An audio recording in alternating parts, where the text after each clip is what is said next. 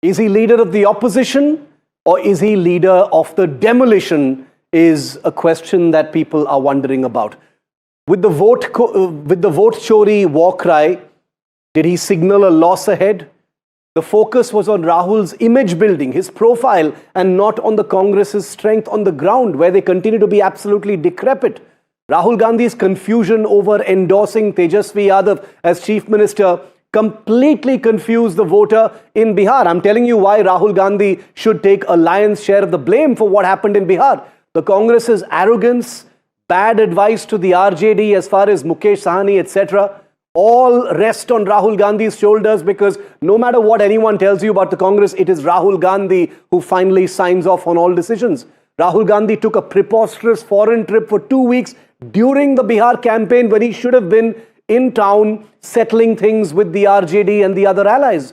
Rahul's total focus on photo opportunities, thinking that that is going to create a big splash. And amidst the entire Bihar fight, and this is perhaps most glaring of all, what did he do? He dropped a bomb about faraway Haryana. Nothing to do with Bihar. He dropped a bomb about Haryana, completely confusing and distracting voters about what Rahul's real focus was. So here is who is annoyed with Rahul at this point of time. And it's not surprising that this list is pretty long. Take a look at this. Congress allies are annoyed with Rahul Gandhi because of what he did during the campaign. State Congress units behind the scenes are annoyed about Rahul Gandhi.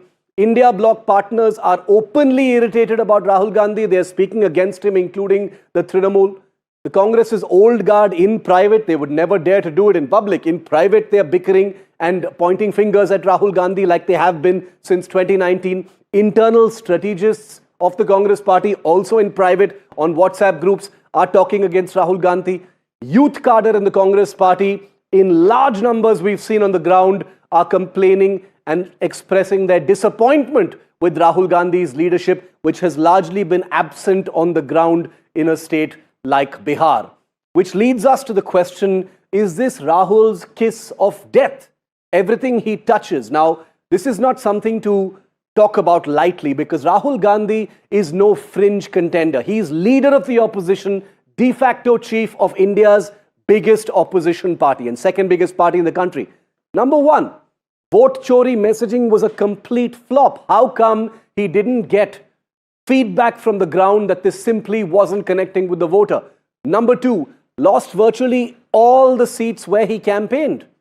The Vote Adhikar Yatra traveled through many places. Almost all of those seats have been lost.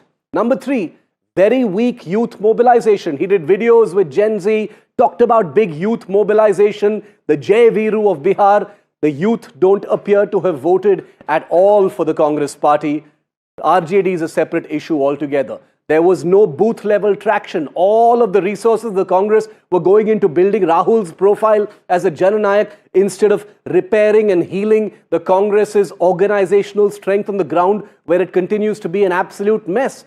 And the allies were being annoyed by the mixed messaging of Rahul Gandhi. Sometimes he would look friendly, sometimes he wouldn't be there at all. He would send people like Ashok Gehlot to do all the talking. He simply wasn't physically present to fix many of the cracks that voters saw in the Mahagathbandhan before the Bihar election. So here finally is that report card of Rahul's performance versus promise. Promise versus performance. Promise one, that he would galvanize the Gen Z and the Gen Z would rise up and mobilize against the NDA. Reality, zero Gen Z mobilization in Bihar. He promised that the Congress cadre would be re-energized completely because of his Voter Adhikar Yatra and his Vote Chori campaign. The reality is they were demoralized and directionless. How else do you explain this kind of performance? Third promise, Vote Chori will be a revolution. It will completely upend politics in the country. Reality, as you saw, no evidence of the many charges and therefore no resonance as well. Promise, campaign leadership. Reality, foreign trips, long absences, ad hoc photo ops. And finally, he promised big rallies and a presence on the ground. And ultimately, what you saw were very, very irregular appearances.